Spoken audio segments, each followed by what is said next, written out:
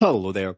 So I've seen Disclosure Day today, which is the new film from Steven Spielberg. This will be my review, and there are no spoilers in this. I'm not going to talk about anything that isn't in the trailers or the marketing from this film.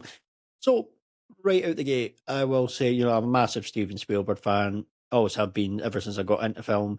Of course, I did my top 10 favourite Steven Spielberg movies yesterday, and I'm really pleased to say I had a great time with this film. And when people say it's the first reactions, and sometimes take the first reactions with a grain of salt, because a lot of these people are like influencers and people that just want to get invited to events and go and do certain interviews and things like that. When they say it's his best film in 20 odd years, I would say, like, I think he's done a lot of really great films in the last 20 odd years, to be fair. I think he still has, and I've put some of them in there. Some of them are quite underrated.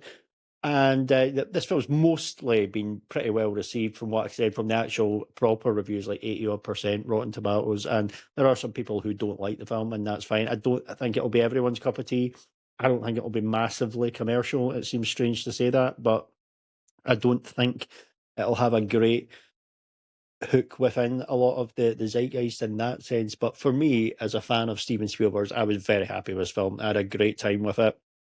First 15 minutes were a bit shaky for me. I was kind of like, I was interested, but not totally sucked in yet. I was kind of like, right, okay, this is fine. This is quite good.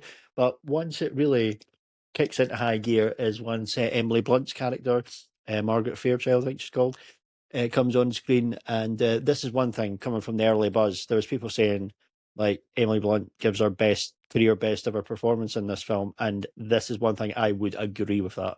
I would, and that is saying something because we all know how great Emily Blunt is. Um, yeah, she's phenomenal in this film. Her character is so interesting. They've not really gone. When you first see her, again, I'm not going into spoilers or anything like that. She's like this weather presenter, quite sunny, upbeat, and everything like that, which it works really well. But then you see what actually starts to unfold. Again, I won't go into that other than stuff we've seen in the trailers. We're doing the little sound effect noises that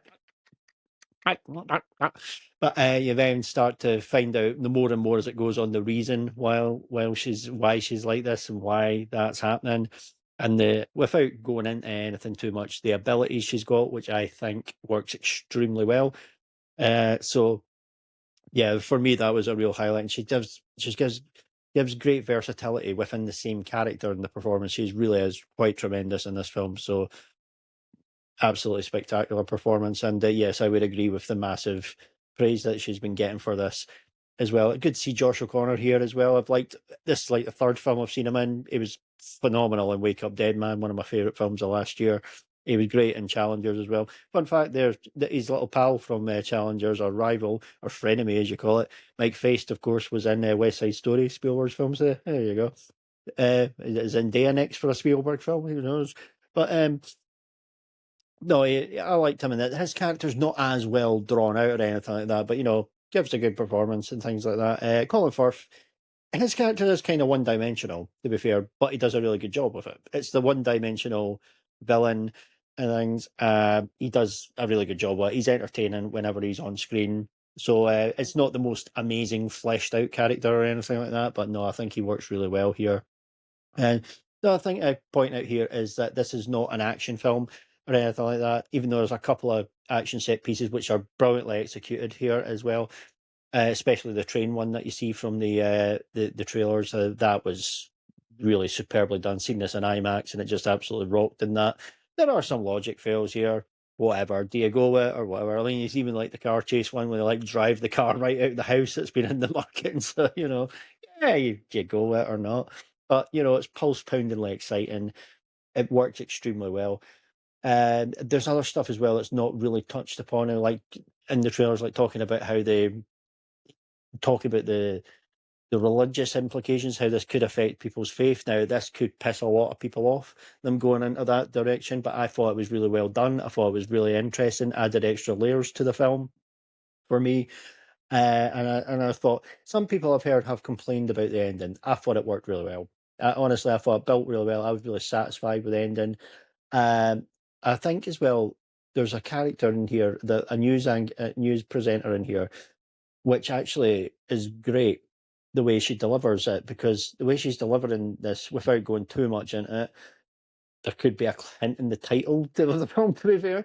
But the way she delves into it, I think is excellent. I think it's a believable reaction because it feels like a real newscast in that sense. Somebody would you're getting this information and you're actually delivering it in a way that feels natural, and that somebody, if you would be acting like this, would actually be kind of taken aback to this. So I thought that was it really well. So for me, yeah, I've had a great time with this. I'm really glad. Really glad I've seen it. As far as the most recent Spielberg film, like I would say, I would put. I did my little top 10 yesterday as well. Hey, look, it's not dislodging Indiana Jones: The Last Crusade is my number one. But this could find its way into the top 10. Of course, a lot of that depends on rewatchability value. Now, some films you can say, "Oh yeah, that was really good the first time you watch it," and then watch it again a second time, and it doesn't hold up. So this is a film I would definitely get on Blu-ray, though. Add to the collection, and would definitely want to watch again.